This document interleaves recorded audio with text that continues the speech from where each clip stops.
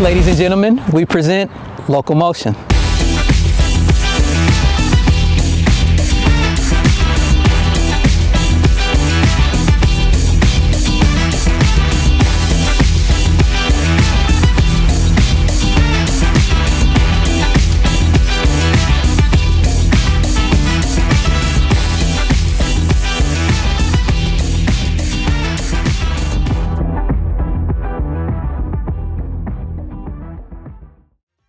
Hi, I'm Doug Morris, and welcome to the premiere episode of LocalMotion. LocalMotion is a news magazine show that highlights the best that Indianapolis has to offer. We're here outside of the MLK Center, which is the home of 40 West Digital. We've got some exciting segments coming up for you. Stay tuned.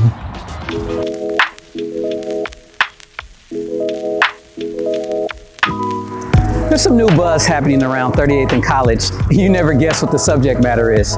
Producer Diana Gomez introduces us to the Toy Pit.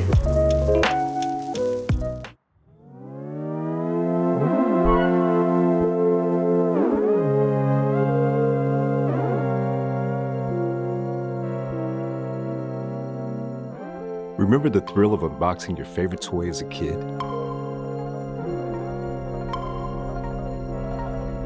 A single action figure could spark a couple hours of adventure. For collectors and nostalgia hunters in Indy, there's a place where those memories live on. My name is Mike. Welcome to the Toy Pit.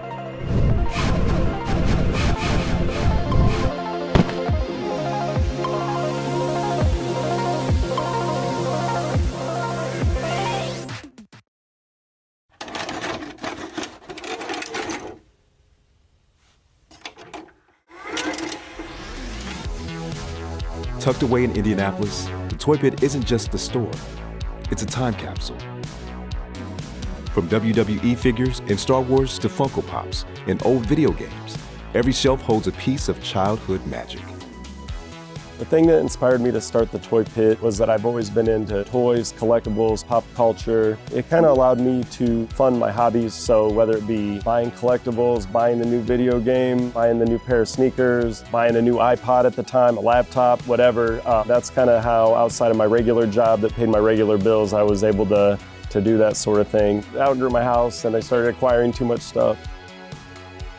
The people that come in here, we have a lot of regulars that have become family, friends of the shop. The community now, being in a community has been awesome. Just like, hey, what's going on here? And you're like, oh yeah, come through, come check it out, come see what we got going on. You like that kind of stuff? Oh, I love Dragon Ball. All right, well, pull up, we got a whole, you know, so that's been really, really fun, and just seeing the excitement with that, and that's almost become more fun to me than the toys itself.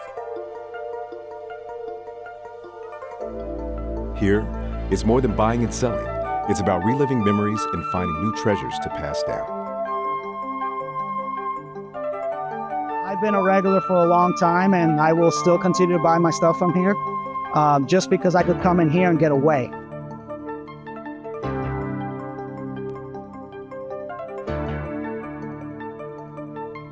Take a look at this thing. Well, back in the days, today's worth a lot of money. Some toys may be from the past, but the joy they bring, that never fades. The thing is that I've always wanted to own a building and be in a community, but it wasn't something that could happen real quick. And especially for toys, and what the real dream was, we needed a big space. We needed a big box.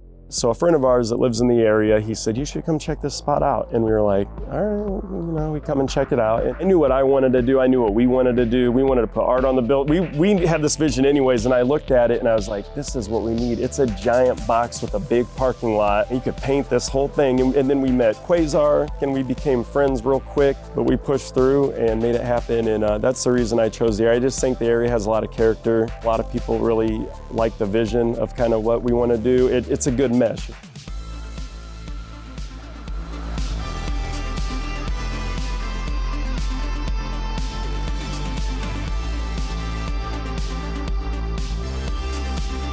New things come through the door every day, so every day is like a Christmas or a treasure. You don't know what's going to come through, so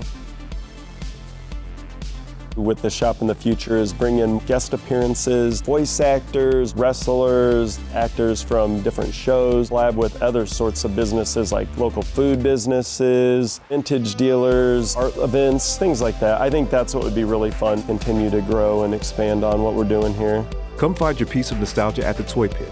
Indianapolis is home for collectors, dreamers, and kids at heart.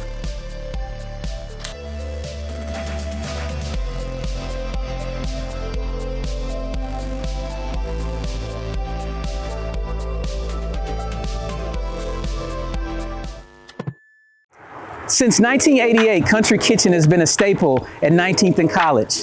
In 2020, they experienced a major fire. Although this was a setback, it created an opportunity to go back to the drawing board. Producer Ryan Miles reintroduces Kountry Kitchen.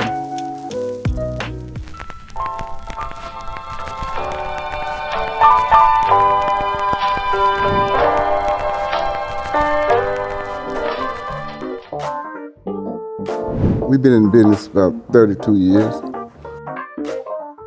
Number one, the Open Kountry Kitchen was, I got a big family and they always like to cook. Since y'all like to cook so much, we might as well just start a business. So we opened a storefront at first and it just grew from there.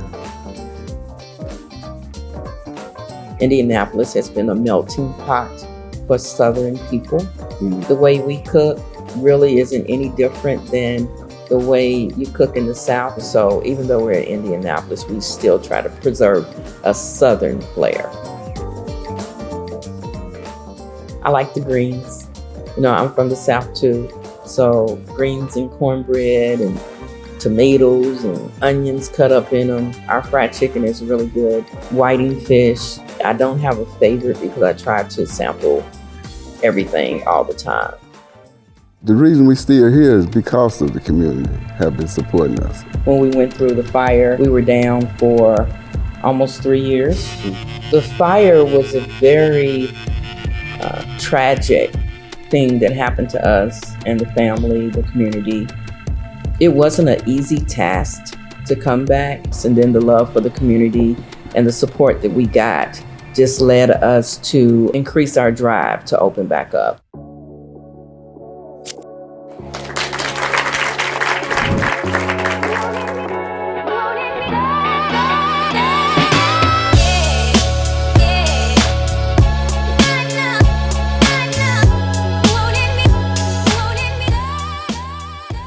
People are able to come in and have community with one another.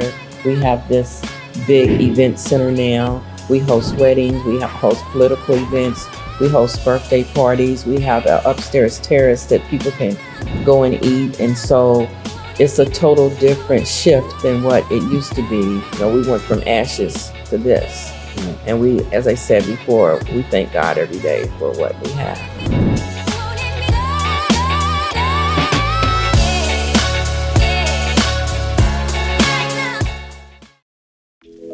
Music has always been a staple in Indianapolis, from West Montgomery to Kenny Babyface Edmonds. We're currently standing on Butler University's campus in front of the historic Clues Memorial Hall. Check out this story on an Indianapolis couple who have created their own venue for local and national acts.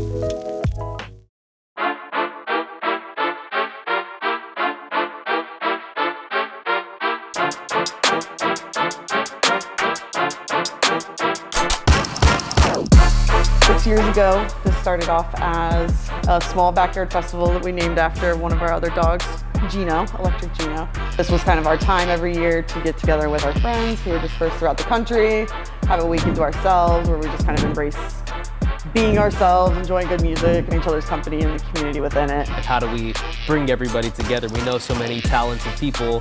How do we get them exposure, not only to the general public, but to other creatives in the space? Flying on the seat of our pants, kind of random idea that we had, you know, we just wanted an excuse to bring our friends together, you know. We now know this is Electric Voice Festival, and this is our first year taking this event that tries to encapsulate the feeling and energy of a 4-day weekend music festival in one night.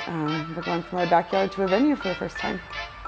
The reception we got to that first one was so great. Everyone just enjoyed it. It was something different, and people really liked the kind of communal aspect of it. So we're like, all right, well, let's run it back next year. You know, We let's throw a do it good party. again. Yeah, we throw a good party. We love to throw a good party. What's so cool about it is you can see the growth and development as a community and kind of this event overall, alongside our skills as the ones kind of hosting and putting it together as we all learn and grow together. You're outgrowing the space, we're also outgrowing our little circle of people that have kind of grown into this, and we really want to see what impact we can have outside of just our backyard.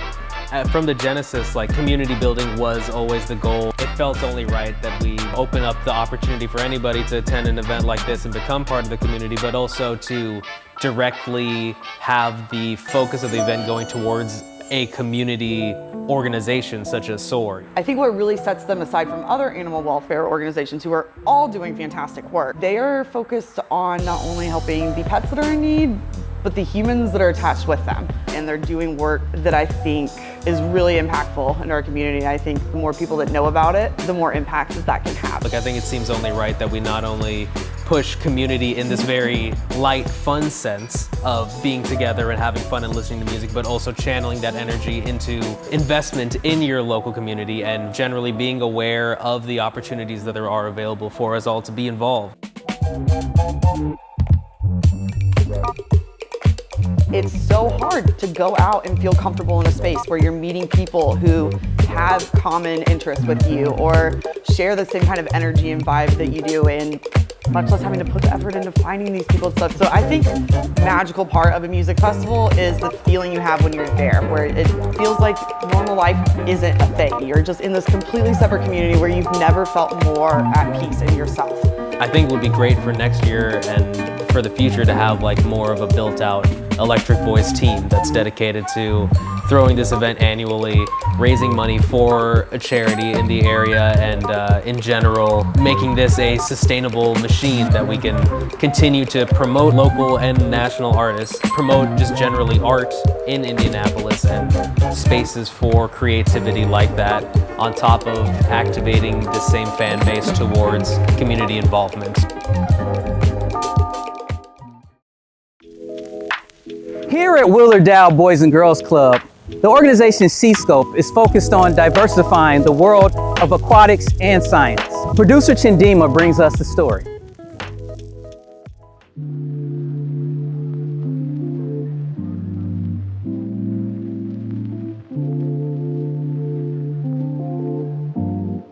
I'm Allison Brown. I'm the founder and the CEO of Seascope Incorporated.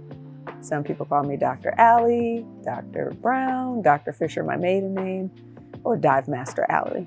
I like that one. I made that one up. So it was actually during COVID, the shutdown, the pandemic kind of put me in a place of anxiousness and, according to my spouse, depression, because I was unable to go do my favorite thing, which was scuba diving. And everything opened back up. I just rushed to get back into the ocean, and what I found is that diving was my place of peace and tranquility. A lot of times I found that I didn't have panic attacks or anxiety, and God just gave me a vision to start a program introducing Black and brown kids to the world of ocean science and underwater exploration. It's an amazing thing to see a number of positive, I guess, outcomes that are coming from our program that I did not expect. So initially it was, get kids to be comfortable in the water and not afraid to pursue opportunities that would allow them to explore careers in oceanography, ocean science. The best part is some of these kids couldn't swim at all. And right here in this pool at Willard-Dow Boys and Girls Club, we were able to teach kids that could not swim a lick to not only swim, but go to depths and scuba dive. So it's kind of mind-blowing to see some of these kids diving. Like, we're in the middle of the ocean at 40, 50, 60 feet, and they're over here cleaning up fishing lines off of a reef. And just 2 years ago, you couldn't swim a lick. So to see the young people push through their fear, because we all have it initially. It's like, we're gonna do what? To get on a plane, fly to the Florida Keys, from training in a pool here to going out into the middle of the ocean. And it's like, now it's time to jump in, guys. Now it's time to do the giant stride off the back of the boat into this vast sea. Back in middle school, I had a mentor and he introduced me to Allison Brown, and she suggested me to come to the pool with her and try out for scuba diving. And so when I did, I fell in love with it. My love for the water and my love for cinematography, combining those together, it's like creating a whole new world, you know? Being in the water is one thing, but having a camera in the water, it tells a whole nother story. It's like a different perspective. And people who can't swim or people who are scared of the water, you can show them videos, pictures, and show them actually how it's not that bad. This is something that nobody else is doing with kids in our community. And there are some other organizations around the United States, it's like 3 of us, maybe 4, that have been kind of targeting marginalized communities and Black and brown youth to get them into the world of ocean sciences and conservation work. But no one's doing it here in Indiana. So future in what I see is going to happen. We will have a certification program training students at one of the schools or maybe several of the schools to become citizen scientific research divers. And so I'm working on that with a couple of the universities and colleges here. And so that students have some kind of precursor program before going into an associate's or a bachelor's within some field that's related to environmental resilience or climate change or conservation work, whatever interests them as it pertains to protecting our planet. I love it. I love seeing the kids. I do. I love seeing it. And them being underwater just in complete bliss and tranquility, just one with the ocean. I just love it.